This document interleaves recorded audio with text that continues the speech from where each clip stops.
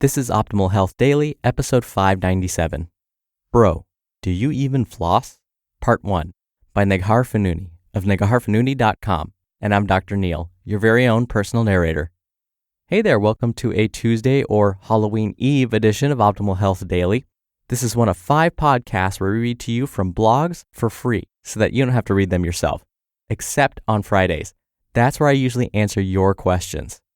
Oh, and to check out our other shows, just search for Optimal Living Daily wherever you're hearing this. Now, before we get to today's content, a big thank you to Thrive Market. Thrive Market is a revolutionary online marketplace on a mission to make healthy living easy and affordable for everyone. You can shop for thousands of the best-selling non-GMO foods and natural products, always at 25 to 50% below traditional retail prices.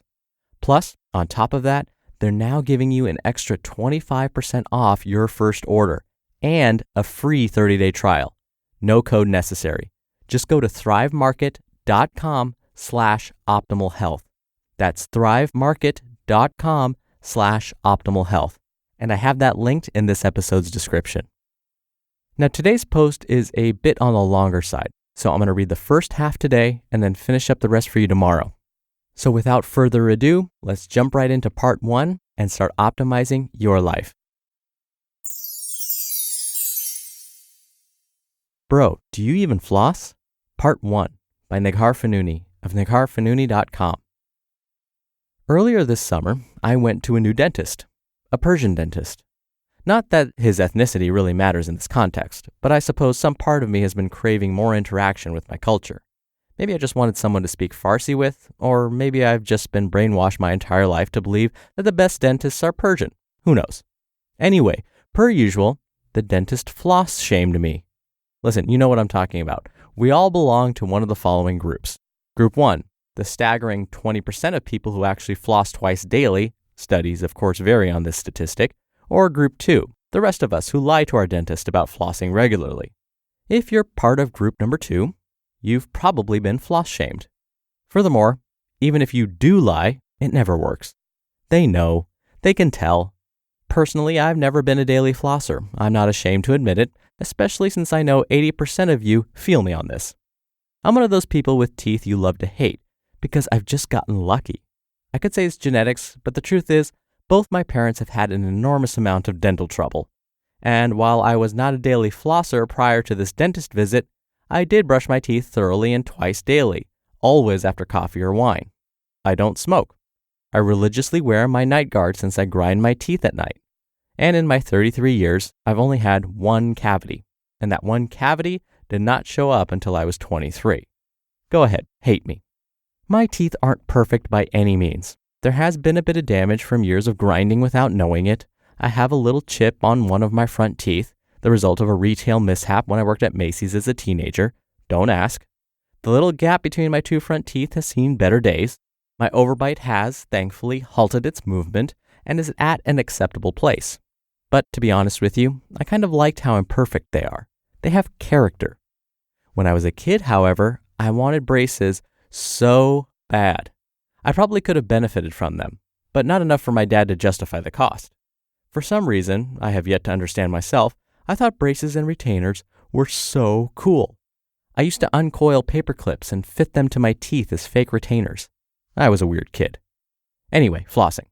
So this guy, this really talented, highly recommended Persian dentist, he floss shamed the out of me. First, he looks at my mouth and says, "What beautiful teeth."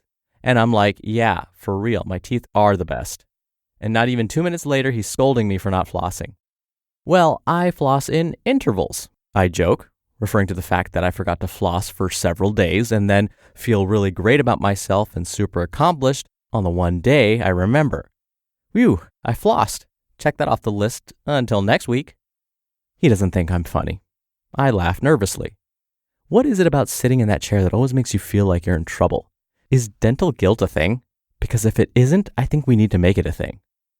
You have cavities forming everywhere, he says, as he shows me the x-rays on his laptop. It turns out that everywhere is just 3 spots, but he likes to be dramatic, I'm guessing. Scare tactics and such. He tells me he can let me slide this time, but that if I don't start flossing regularly, I'm going to be in big trouble.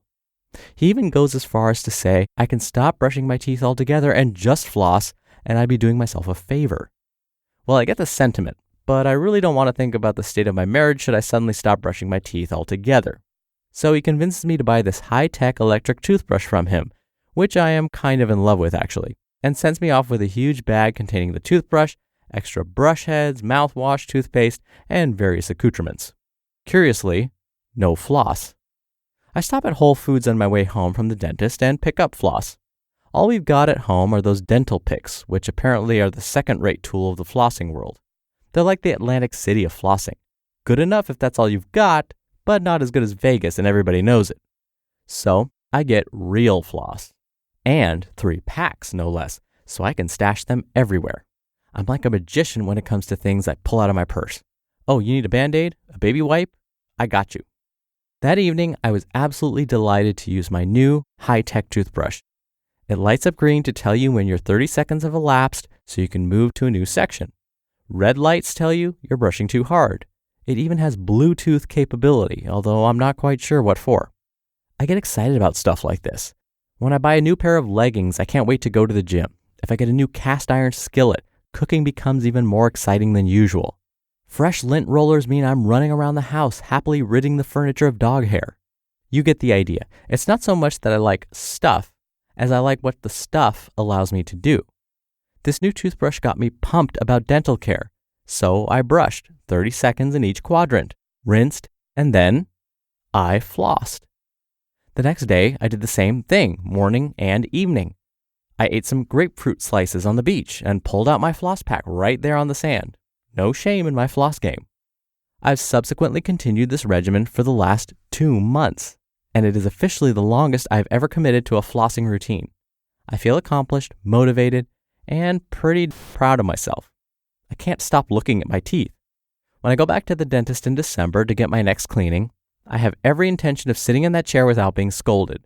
I imagine myself beaming and saying, I flossed every single day, thank you very much. So far, the habit feels like it's catching on. Sources differ on how long it takes a habit to truly stick, but I'd say 2 months is pretty solid. Flossing is part of my routine now. It's non-negotiable. What I want to share with you isn't actually my thoughts on dental hygiene, although I do think you should floss every day as well. Obviously, I'm a convert now. What I really want to talk about is the art of forming habits. There are a few key reasons why I was able to commit to this new habit, and some specific mindset strategies that will help me continue to sustain it. Hear those on tomorrow's episode. You just listened to part 1 of the post titled, Bro, Do You Even Floss? By Neghar Fonooni of negharfonooni.com. And a big thank you again to Thrive Market, the revolutionary online marketplace on a mission to make healthy living easy and affordable for everyone. You can get everything you need, from food and snacks to personal care products, home goods, kitchen staples, and a lot more, shipped right to your door. All packaging is recyclable and zero waste. You can shop for thousands of the best-selling non-GMO foods and natural products, always at 25 to 50% below traditional retail prices. And new to Thrive Market is fresh meat and seafood. One really cool thing they do that's completely new to me is shopping by values. That could be like fair trade or sustainably farmed, even BPA free. And shopping with Thrive Market isn't overwhelming because they curate the products. So you might only find 3 to 4 options for each product, but you know you're getting the best at the most affordable prices. No more decision fatigue. More than 70% of the Thrive Market catalog cannot be found on Amazon, and it's the largest retailer in the country that sells exclusively non-GMO groceries. Try it out. I have a special offer. Go to thrivemarket.com/optimalhealth for an extra 25% off your first order, plus a free 30-day trial. No code necessary. Just make sure you use thrivemarket.com/optimalhealth. Dr. Neil again here. Sometimes it does take a good scolding for us to kind of wake up and want to change our habits. But other times, that scolding may land at the moment, but as soon as you get home, you're kind of angry. You're kind of mad that they yelled at you. And you know what? just to spite them, I'm not going to change my behavior. Now, the wake-up call worked for Miss Fonooni, obviously. But for others, depending on how that message was received, it can actually lead to more resistance and some defensiveness. What we're learning from research is that a well-balanced message tends to get people to want to change their behavior. So a more even-handed message may be something like, well, your teeth are in good shape right now, but it might be a good idea to consider flossing really soon, because that will lower your risk for ... But again, sometimes fear and scolding work, other times a more even-handed message may be the trick. But tomorrow, we'll find out about what Miss Fonooni found to be really helpful when it came to forming her new habit. So, that's it for today. I thank you as always for listening. Thank you for being a subscriber. Thank you for sharing this show with someone. Have a great rest of your day. I'll be back here tomorrow on Halloween, where your optimal life awaits. Hello, Life Optimizer. This is Justin Malik, creator and producer of this show and Optimal Living Daily, the brother podcast of this one. Literally, I'm Dr. Neil's brother. If you like the format of this show, you'll love Optimal Living Daily too, where I also read to you from blogs, but cover other topics like personal development, finance, and minimalism from bloggers like Derek Sivers, The Minimalists, Zen Habits, and many more. So for more amazing content read to you for free, come subscribe to Optimal Living Daily too, and together, we'll optimize your life. You've been listening to Optimal Health Daily. Be sure to hit the subscribe button to stay up to date on each new episode, and head to oldpodcast.com. That's oldpodcast.com for a free gift, as well as more actionable tips and resources to help you maximize your potential. Thanks for joining us, and remember, your optimal life awaits.